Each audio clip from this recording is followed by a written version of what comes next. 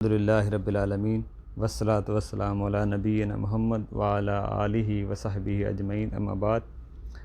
इमाम जौज़ी रहमतुल्लाह ने औरतों के सोग के जो मसाइल हैं इसके बारे में लिखा है कि औरतों को सबसे पहले उन्होंने लिखा है औरतों को जनाज़े के साथ जाने के बारे में लिखते हैं। नबी अलैहि सलाम ने औरतों को जनाज़े के साथ जाने से मना फरमाया, अलबत्ता सख्ती से मना नहीं फरमाया औरतों पर। साथ ये भी बात है कि उनके लिए कोई अजर नहीं है, अगर साथ जाती भी हैं तो कोई अजर नहीं है उनके लिए, जैसे मर्दों के लिए अजर रखा गया है 2 किरात का सवाब जनाजे में जाने से। और मर्दों के लिए इस किरात का जैसे सवाब है ना कि 2 पहाड़ बड़े उहद पहाड़ जैसे होते हैं, तो इतना अजर नेकियों का मर्दों के, ऐसे औरतों के लिए नहीं आया। और औरतों को मना किया है लेकिन सख्ती से मना नहीं किया। समझ लें मकरूह समझ लें, नाजायज़ नहीं है, नापसंद होगा, हराम नहीं है, नापसंद होगा। अगर कोई जाए तो हराम भी नहीं होगा। बाज़ इबादतें जायज़ होती हैं, सुन्नत नहीं होती। यानी कि सुन्नत होना और चीज़ है, जायज़ होना और चीज़ है। जायज़ हो सकता है लेकिन सुन्नत नहीं।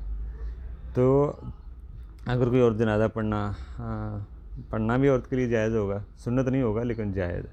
मस्जिद जनाजा भी औरतें पढ़ सकती हैं, अगर मस्जिद में हो रहा है तो पढ़ सकती हैं। सुन्नत यही है कि मस्जिद में ना हो, बाहर हो, लेकिन जायज़ है मस्जिद में भी पढ़ना, सुन्नत नहीं होगा, अफजल बाहर ही है। दूसरा मसला, अगर जनाजा में औरतें पढ़ सकती हैं, अगर घर में ही पढ़ा है या मस्जिद में हो तो औरतें भी पढ़ सकती हैं। दूसरा मसला कब्रों की ज़ियारत करने का मसला।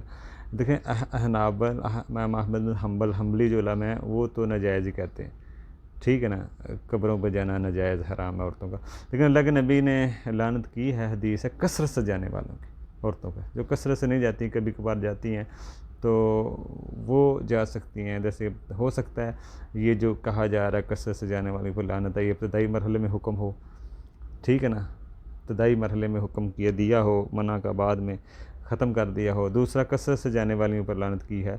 अगर कोई औरत इबरत के लिए कभी कभार चली जाती है तो अक्सर हदीस में मिलते भी हैं तो कोई मसला नहीं है। जैसे कोई हदीस मिलती है, जैसे बुखारी की हदीस है कि औरत कब्र पे बैठी थी, रो रही थी, तो नबी अलैहि सलाम पास से गुजरे। अल्लाह के नबी ने ये नहीं कहा कि आप कब्र पे बैठ के क्या कर रही हो, आपका तो आना जायज़ ही नहीं, सिर्फ सब्र की तलकीन की।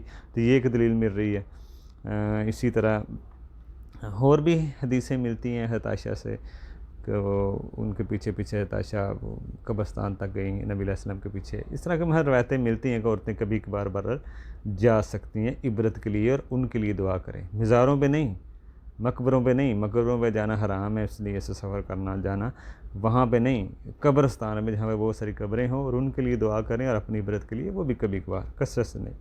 दूसरा मसला सोग का, यानी कि कभी कभी औरतें कुछ शर्तों के साथ जा सकती हैं पर्दे की हदूद में रहते हुए। दूसरा मसला सोग क्या है कि ज़ीबो ज़ीनत और बनाओ सगार ना करें। जब किसी औरत का शोहर फोत हो जाता है तो उसको ज़ीबो ज़ीनत अख्तियार करना, इस तरह चीज़ों से मना किया गया है। दूसरा ये है कि सोग क्या है, सोग ये है कि ज़ीबो ज़ीनत और बनाओ सगार की चीज़ों को छोड़ देना, बिला इजाज़त घर से ना निकलना, यानी कि बिना इजाज़त घर से निकलना, यानी कि सोग कहलाता है। इजाज़त कोई शरई उज़र हो, औरत घर से निकल सकती है, वैसे ना निकले, तो ये एक सोग का एक समझ लें तारीफ़ है। बाकी ये है कि औरत कोई भी औरत हो वो उसके लिए सोग का हुक्म यही है शोहर वाली औरत के लिए। जैसे औरत का शोहर फोत हो जाता है, इस औरत पर सोग करना वाजिब है। बाकी के लिए तो 3 दिन है, वो वाजिब नहीं है, करें ना करें, लेकिन औरत के लिए वाजिब है कि वो शोहर की वफ़ात पर 4 माह 10 दिन सोग करे। यानी कि औरत चाहे छोटी हो, बड़ी हो, रुखसती हुई हो, शादी के बाद ना हुई हो, बीवी को हैज़ आता है, अभी छोटी उम्र में या बूढ़ी है, जैसे भी है, उसके लिए 4 माह 10 दिन इद्दत वाजिब है। चाहे वो औरत तलाक़ रजई में हो फिर भी इद्दत होगी, या किताबिया औरत हो, कोई भी हो, सोग की मुद्दत जो है वो 4 माह 10 दिन ये इस्लामी महीने के हिसाब पे होगी। अब सोग की पाबंदियाँ क्या हैं? अब सोग शुरू कहाँ से होना? जहाँ से शोहर का इंतकाल हो। खबर आपको चाहे आपके 10 दिन बाद ही मिले, लेकिन वहाँ से ही आपकी इद्दत स्टार्ट हो जाती है, जब से शोहर को फोत होता है। चाहे आपको खबर 10 दिन बाद ही मिले, लेकिन वहाँ से हम आप गिनेंगे जहाँ से शोहर फोत हुआ है। इसी तरह औरत अगर हामला हो तो उसकी इद्दत समझ लें वही होती है जब बच्चा पैदा हो जाए, उसकी इद्दत ख़त्म। तो वैसे 4 माह 10 दिन है। अब इसकी पाबंदियाँ क्या हैं? औरत खुशबू न लगाए, खूबसूरत कपड़े ना पहने, इससे परहेज़ करे, अंगूठी ना पहने, चूड़ियाँ ना पहने और इद्दत भी शोहर के घर ही गुजारे। कोई शरई हुक्म है, ये शरई हुक्म है। लेकिन अगर कोई जगह यानी कि कोई मसला है, कहीं पे वो गुजार नहीं सकती, डर खौफ है, इज़्ज़त पर हमले का खौफ है, तो वो मुंतकल भी बरल हो सकती है। ज़रूरत हो बाहर भी बरल जा सकती है मजबूरी में, अगर ज़रूरत हो, वैसे नहीं, ठीक है ना।